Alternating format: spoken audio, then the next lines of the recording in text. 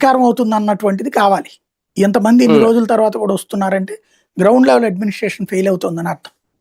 ఇప్పుడు కాలువలు కట్టించడాలు, నీళ్లు కట్టించడాలు ఇవి నీ అడ్మినిస్ట్రేషన్ యాక్టివిటీలో.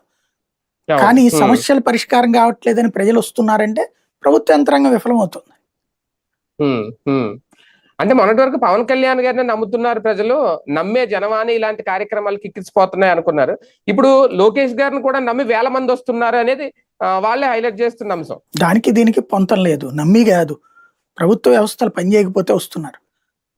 నువ్వు సంఖ్య రోజు రోజుకి తగ్గితే, ఇప్పుడు అదెవరో ఒక రాజుగారు ధర్మ గంట పెట్టాడట, ఎవరికన్నా అన్యాయం జరిగితే అదర్థం జరిగితే వచ్చి గంట కొట్టమని. రాత్రి పగలు నిద్ర ఉండేది కాదట. రాణిగారు అడిగింది ఏంటి అని చెప్పేసి.